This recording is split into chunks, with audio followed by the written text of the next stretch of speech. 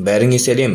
Бүгін мен фантастазушы Фрэнк Герберттің аттас романы негізінде түсірілген жаңа америкалық Дюн фильміне шоу жасаймын. Жайғасыңыздар, бұл қызықты болады. 10191 жыл. Ғарыштық елде құрылғаннан кейін ғаламда жаһандық өзгерістер орын алды. Адамдар ғарышты игеріп планеталар арасында еркін қозғалады. Бөлек планеталар мәртебелі үйлерге қарайды, ал олардың басшылары, герцогтары немесе барондары бір падишаға император Шаддам Курин төртіншіге бағынады. Аракис шөл планетасы бүкіл галактикада ерекше назарға ие. Бұл барша ғаламдағы меланждардың, басқалай айтқанда дәмдеуіштердің, яғни баға жетпес заттың жалғыз көзі. Жұмбақ меланж адамдарға ғарышқа саяхат жасауға мүмкіндік береді және қартаю процесін бәсеңдетуге қабілетті. Бұл дәмдеуіштерді тек аракис қойнауынан алуға болады. Бұл планета кедей және өмір сүруге жарамсыз. Мұнда тек құм мен күйдіретін күн бар. Бірақ қатал жағдайларға қарамаса, ол бүкіл галактикадағы ең құнды болып саналады. Және барлық үйлер аракиске билік жүргізгісі келеді. Бұл планетаның бастапқы тұрғындары фремендер. Бұл адамдар төтенше жағдайларға бейімделген. Бірде Чан есімді қыз фильмнің басында аракисті бұрыннан Харакеннен мәртебелі үйі басқарып келгенін айтады. Бұл адамдар жергілікті халықты қатыгездік танытады, бірақ олар император атынан әрекет еткендіктен оларға тойтарыс беру мүмкін болмады. Кенет императордан түнде Харакеннен үйінің әскерлерін аракистен шығару туралы бұйрық келеді. Олар императордың басқа біреуді жіберіп планетаның ресурстарын ашкөздікпен пайдалана беретініне сенімді. Мұнда бізде Каладан планетасы бар. Атрейдистер үйі. Атрейдис герцогының ұлы, оның кәнизегі және Джессика ханым. Пол қайталана беретін қорқынышты түстен оянады. Содан кейін жігіт анасымен таңғы ас ішеді. Ол қарапайым әйел ғана емес, Бене Гессерит орденінің мүшесі. Бұл орденнің мүшесі керемет физикалық және ақыл-ой қабілеттеріне ие. Сондықтан Джессика адамдардың санасын басқара алады. Бала кезінен бұл өнерді ұлына үйреткен. Пол да қарапайым бала емес. Ол сәуегейлік түстерді көреді және ол әлі қолдана үйренбеген күштердің жасырын қуатына ие. Полдың әкесі Атрейдистер үйінің басшысы герцог Лето император Шаддамның жаңалықтарымен келген маңызды этикалық қонақтарды қарсы алады. Билеуші Аракистегі Харакен үйінің орнына мұрагер болу үшін Атрейдис үйіне бұйрық береді. Император Лето әскерлерінің шөлді планетада дәмдеуіштерді өндіргенін қалайды. Герцог жаңа тағайындауға үрейленеді, бірақ амалы жоқ оны қабылдайды. Лето өзінің сақинасымен мөр басады, ол бұйрықтарды орындайтынын және оның адамдарын Аракиске жіберетінін растайды. Атрейдис әскерлері шөлді планетаға көшуге дайындала бастайды. Сарбаздардың арасында ержүрек жігіт және Полдың жақын досы Дункан бар. Бұл Дунканға оның Аракисте өлгенін көргенін және ол үшін алаңдайтынын айтады. Ол өзінің қазір әскерлермен бірге кетуге рұқсат беруін сұрайды. Бірақ Дункан бәрі жақсы болатынын сендіреді және ол Аракисте ханзаданы күтеді.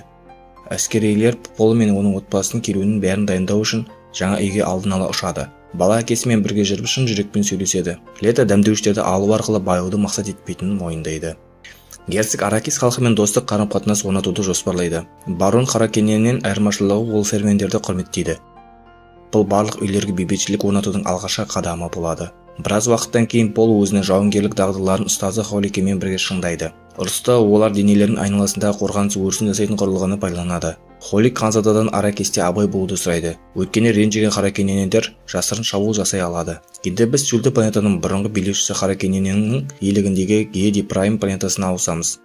Барон Владимир Харакеннен мен оның қуылған жиені Раппан Аракистен әскерлерінің шығуын талқылайды. Рабба императорды баға жетпес ғаламшардағы билігін тартып алған үшін жек көреді. Алайда жігіт ол билеушінің не үшін бұлай істегенін білгенде қатты таң қалады. Падиша императоры Атрейдистердің танымалдылығына қызғанышпен қарайды. Олардың өз билігіне қауіп төндіреді деп қорқады. Ол Аракисте дәмдеуіштерді өндіру кезінде өзінің фанат Сардукар сарбаздарының көмегімен герцог Летоның және оның сарбаздарын өлтіруді жоспарлайды. Осы уақытта Каладониядан Джессика Полды оятады және оны Веллингтон Юэ дәрігерге апарады. Содан кейін ол ұлын құрметті ханым Гай Хелен Моахимге апарады. Құрметті ханым Полдың көріністері туралы біледі және балаға қарағысы келеді. Оның ойынша бұл олардың көптен күткен таңдаулысы болуы мүмкін. Ол жігіттің қолын қолбишаға қойып ауырсынудың көмегімен оның төзімділігі мен ашуын тежеу қабілетін тексереді. Бұл сынақтан сәтті өтіп Моахимеге түстерін айтады. Құрметті ханым кеткеннен кейін Джессика ұлына Бен Гессерит ұйымы туралы айтады.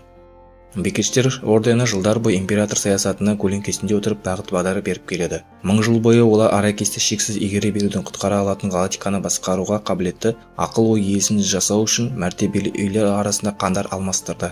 Келесі күні герцог Лето, Пол, Джессика және олардың қызметкерлері Аракиске аттанады. Оларды фремендер қарсы алады.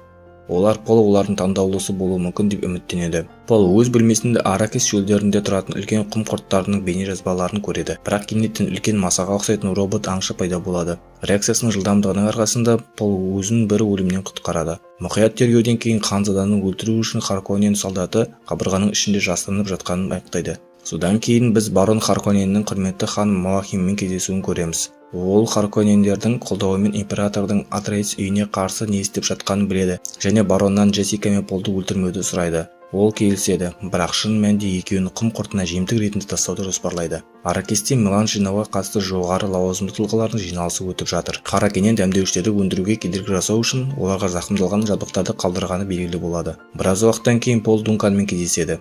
Жауынгер Ханзадаға фремендермен бірге 4 апта шөлде болған, олардың бекіністері Четчейнде болғанын айтады. Дункан олардан аман қалу жолдары туралы көп нәрсені біліп, Фремен бастықтарының жетекшісі Стилгармен кездескенін, өз кезегінде Стилгар да жаңа билеушімен кездесуге келеді. Бұл кездесуде герцог Лето оны Атрейстермен бірге жұмыс істеуге шақырады, бірақ Стилгар бас тартады. Соған қарамастан Лето фремендердің мүдделерімен санасуға уәде бергеннен кейін екі халықтың көшбасшылары ортақ тіл табады. Келесі күні герцог пен оның қамқоршылары меланж өндірісін жеке бақылап көруге аттанады. Олар жергілікті императорлық эколог доктор Леткайнспен танысады. Ол олардың жол серігі болады. Ол Летоның оң комбо костюмінің орнығуын тексереді. Ол терін ұстап тұру және қайта өңдеуге керек. Полдың костюмын тексеріп жатқанда дәрігер жас жігіт оны фремендер секілді өзі киініп алғанын көреді. Әйел олардың миссиясы жергілікті тұрғындардың өмір салтын білетін болады деген сәуегейлікті есіне алады. Басқа планетадан келетініне қарамастан Каин Полдың таңдаулы адам екеніне көбірек сенеді. Орнитроптармен шөлді зерттеп жүрген герцог комбайнға қарай келе жатқан құм құртын көреді. Көлікте 21 адам бар, бірақ комбайндарды эвакуациялайтын көлік істен шыққан. Адамдарға өлім қаупі төніп тұр. Лето өзінің орнитоптеріне олардың жанына қонуға бұйрық береді және құрт шабуылына 1 минут қалғанда команданы құтқарып қалады. Бұл операция кезінде Пол дәмдеуіштерге малынған ауаны жұтады және қайтадан Фременнің қызын көзіне елестетеді. Үйге келгенде жігіт әлі бас айналады, бірақ доктор Юэ бұл жай ғана аллергия дейді. Пол Джессиканың жүкті екені туралы хабарлағанда оны таңғалдырады. Алғашқы белгілердің өзін Джессика енді байқап жүрген болатын.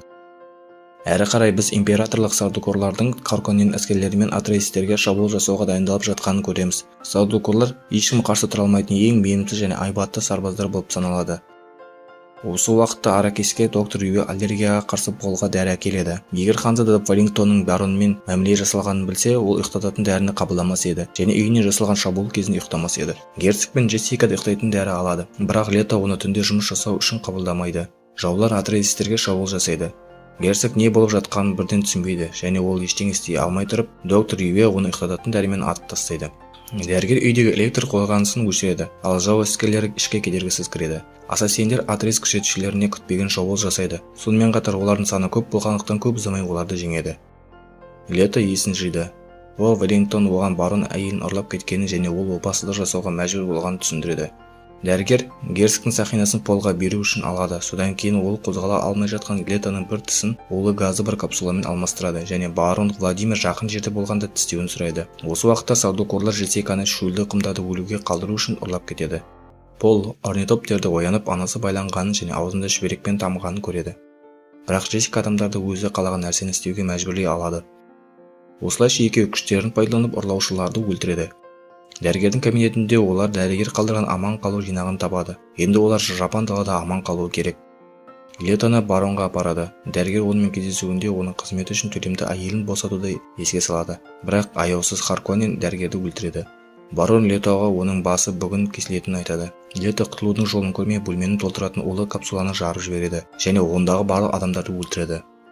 Шөлдің ортасындағы бір жер. Пол және Джессика шатыр тігуде. Олар дәрігердің жазбасы мен герцогтың сақинасын табады. Олар оның қазіргі уақытта өлгенін түсінеді. Әйелі мен ұлы Летоның өліміне қайғырады. Келесі күні таңертең Дункан эколог Кайнске жақындап, әйелден Джессика мен Полды табуға көмектесуді сұрайды.